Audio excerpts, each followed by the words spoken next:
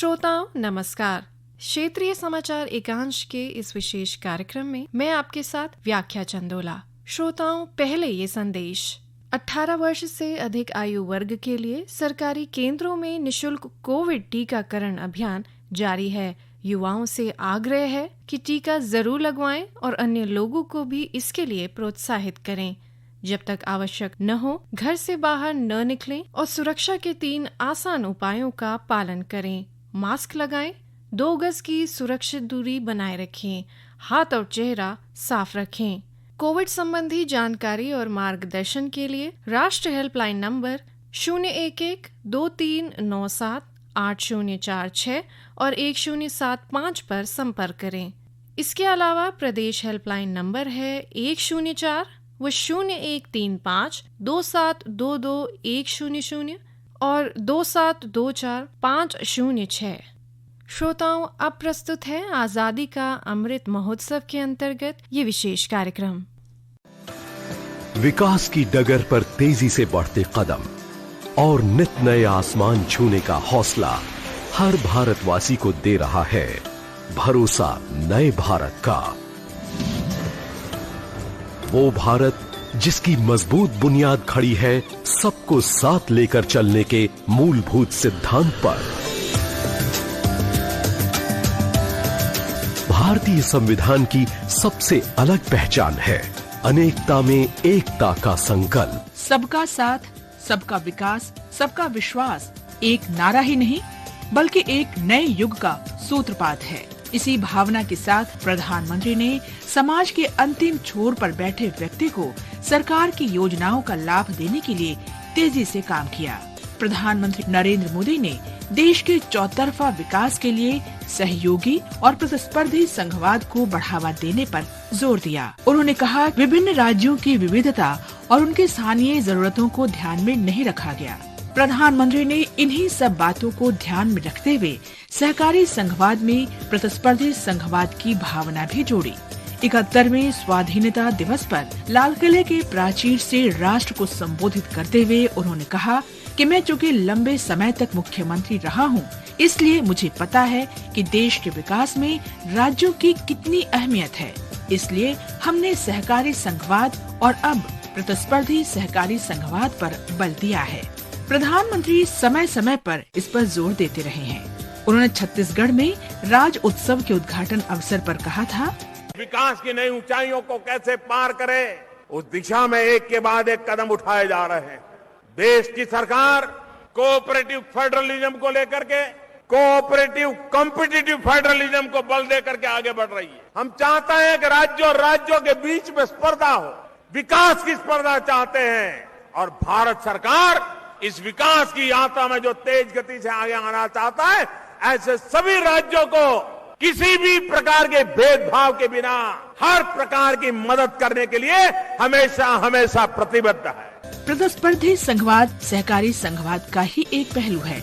इससे क्षमता बढ़ाई जाती है।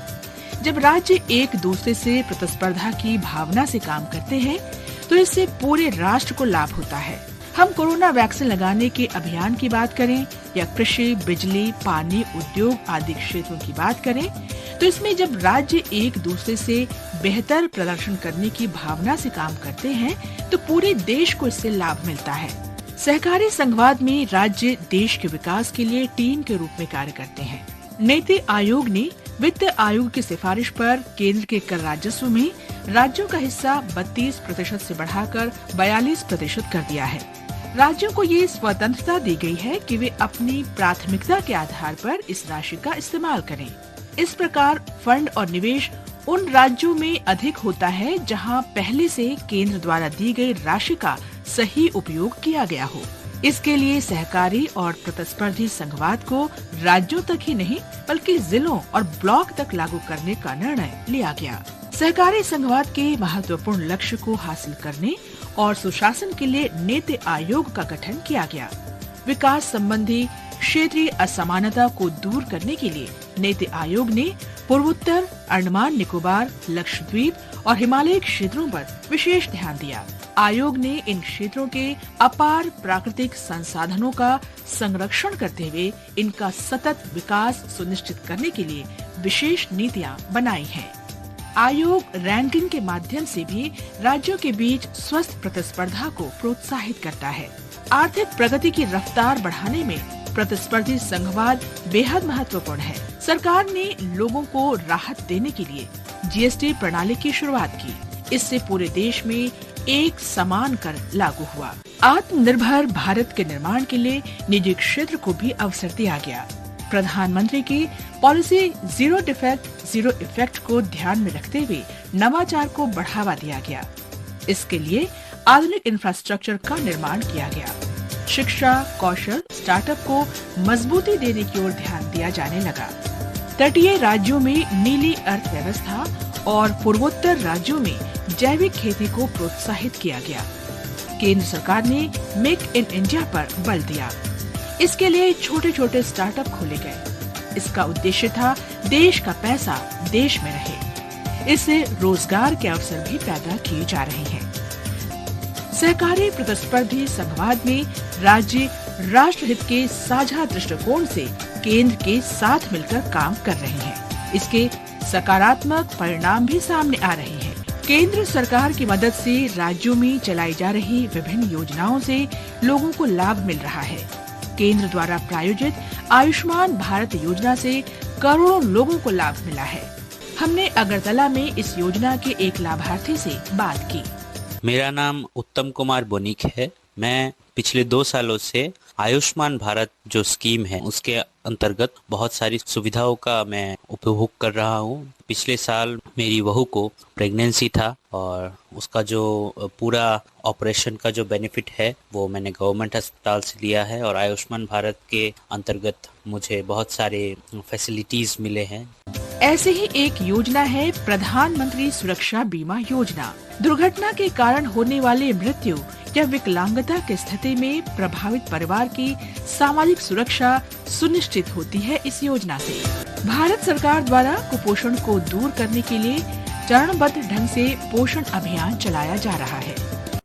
केंद्र के सहयोग से राज्य स्वच्छ भारत अभियान को सफलतापूर्वक लागू कर रहे हैं। इसका सबसे अच्छा उदाहरण मध्य प्रदेश का इंदौर है। इस बारे में हमने इंदौर की नगर निगम आयुक्त प्रतिभा पाल से बात की। इसी संबंध में लगातार 5 सालों से इंदौर ने काम किए हैं, चाहे वो कचरे का सेग्रीगेशन हो, कचरे का कलेक्शन हो, रोड्स का पूरा सेक्शन डेवलपमेंट हो, मैकेनिकल स्वीपिंग हो, कई सारे कम्युनिटी टॉयलेट्स, पब्लिक टॉयलेट्स को बनाना हो। ये सभी चीजें हैं क्योंकि लगातार न सिर्फ लोकल सेल्फ गवर्नमेंट बल्कि स्टेट गवर्नमेंट की भी ये टॉप प्रायोरिटी की योजना रही है। केंद्र के सहयोग से चलाई जा रही योजनाओं का राज्य लाभ उठा रहे हैं। प्रधानमंत्री नरेंद्र मोदी ने राष्ट्रहित की भावना के साथ जिस काम को अकेले करने की शुरुआत की थी, उसमें धीरे धीरे लोग जुड़ते गए और देश विकास के पथ पर अग्रसर हो गया। मैं अकेला ही चला था जानी वे मंजिल मगर लोग साथ आते गए और कारवां बनता गया।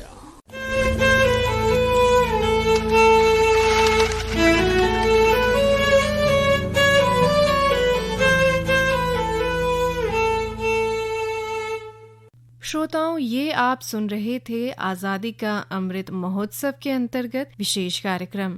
श्रोताओं, खतरा अभी टला नहीं है। कोई भी कोताही ना बरतें।